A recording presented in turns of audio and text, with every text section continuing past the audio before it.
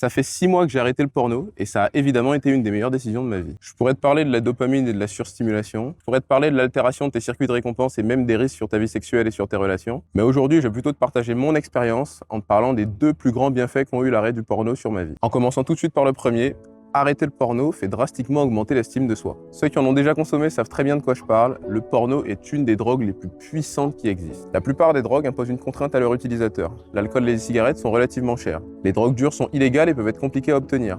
La malbouffe fait grossir, mais le porno, lui, n'en a pratiquement aucune. Il suffit d'avoir un smartphone et c'est réglé. Tu peux y accéder n'importe où, n'importe quand et sans la moindre limite. Il joue également sur un des instincts primaires les plus importants de l'espèce humaine, l'instinct de reproduction. Tout cela rend le porno moralement acceptable et il devient très difficile de limiter sa consommation. Mais tu sais, dans la vie, on est souvent confronté à 2 choix. On peut choisir la voie de la gratification instantanée en satisfaisant immédiatement une envie, ou on peut choisir la voie de la gratification délayée en résistant à ses pulsions dans l'espoir d'un plaisir ultérieur. Au cours de la préhistoire, les hommes vivaient dans un monde qui récompensait la gratification immédiate, car la vie sauvage demandait des actions qui avaient un effet direct sur la survie. Il fallait trouver un abri pour passer la nuit au risque d'être à la merci des animaux sauvages, ou manger le plus possible en l'absence de certitude sur le prochain repas. Aujourd'hui, la plupart de nos besoins fondamentaux sont satisfaits. Nous vivons donc plutôt dans un monde qui récompense la gratification délayée. Économiser son argent pour avoir une vie meilleure plus tard, ou faire du sport pour améliorer son état de forme et sa santé. Chaque fois que tu choisis de ne pas regarder de porno, c'est comme si tu ajoutais une brique à la forteresse de ton estime de toi. Il n'y a rien de plus valorisant que la capacité à dominer ses pulsions. Et ce qui est encore mieux, c'est que cette valeur ne vient pas seule. Elle vient accompagnée d'une énergie surpuissante qu'on appelle l'énergie sexuelle. L'énergie sexuelle est une source d'énergie monumentale. Il s'agit littéralement d'une énergie capable de donner la vie. Mais ce que beaucoup de gens ignorent, c'est que cette énergie peut être utilisée au quotidien. Biologiquement, les 2 objectifs de l'espèce humaine sont la survie et la reproduction. L'énergie sexuelle, c'est l'énergie qui va te pousser à réaliser les actions nécessaires à ta reproduction. Elle va te pousser à prendre des risques, à t'améliorer et à te dépasser au quotidien. Il est normal et même plutôt recommandé d'utiliser son énergie sexuelle dans le cadre de rapports sexuels avec un partenaire humain. Par contre, quand cette énergie est utilisée dans le cadre d'une masturbation, elle est tout simplement gaspillée. C'est pas problématique de se masturber de temps en temps, mais le porno a tendance à générer des comportements masturbatoires compulsifs très fréquents. L'arrêt du porno est donc un cheat code énergétique très sous-estimé. L'énergie, c'est une des ressources les plus importantes du monde. C'est ce qui te rend attirant, c'est ce qui te permet de réaliser tes rêves, c'est ce qui te permet de vivre. Je n'ai jamais eu autant d'énergie que depuis que j'ai arrêté le porno. Ça m'a permis de me lancer sur YouTube, de me lancer dans le business, tout en gardant mon taf en entreprise. Mais ça, c'est les effets qu'ont eu l'arrêt du porno sur moi. Si tu veux connaître les effets de cette décision sur ta vie, tu sais ce qu'il te reste à faire. Cette semaine, j'ai pensé à un truc. J'ai participé à un événement récemment, et parmi les gens présents, il y avait pas mal de gens connus. Quand je dis gens connus, je veux dire des gens à 300, 400, 500 000 followers sur Instagram.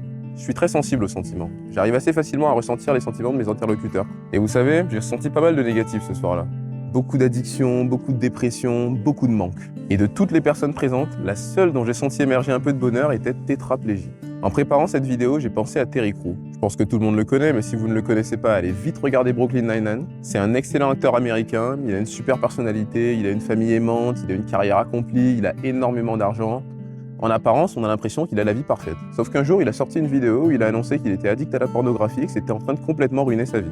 Il se sentait de plus en plus mal, son couple se dégradait à cause de ça et il tombait petit à petit dans la dépression. Si vous ne connaissez pas son histoire, je vous invite à vous renseigner dessus parce qu'il en a beaucoup parlé et ça a permis de mettre la lumière sur cette addiction qui est trop souvent sous-estimée. Tout ça, je te le dis parce qu'il m'est arrivé de fantasmer sur la vie de star par le passé et je pense que ces 2 exemples transmettent un message très important pour la quête du bonheur.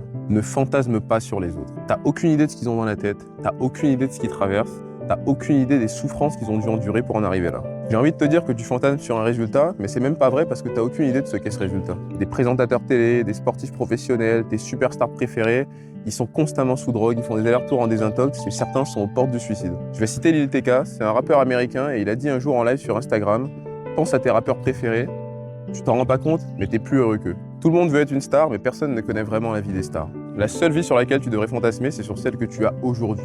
Parce que tu as énormément de choses, et tous ces gens sur lesquels tu fantasmes, je suis sûr que ça leur arrive de regarder dans la foule en plein milieu de leur concert et de fantasmer sur toi. C'était la pensée de la semaine. Comme d'habitude, cette pensée vient de moi, j'en suis donc la source exclusive. N'hésite pas à me dire ce que tu en penses en commentaire, comme ça on en discute et on progresse tous ensemble. Mesdames et messieurs, ce fut un plaisir, j'espère que ce plaisir fut partagé. N'hésite pas à liker la vidéo si elle t'a plu, n'hésite pas à mettre un commentaire si tu veux m'aider à vaincre l'algorithme YouTube, n'hésite pas à t'abonner pour ne pas rater les prochaines vidéos. Je te souhaite une merveilleuse journée et à la semaine prochaine pour de nouvelles aventures.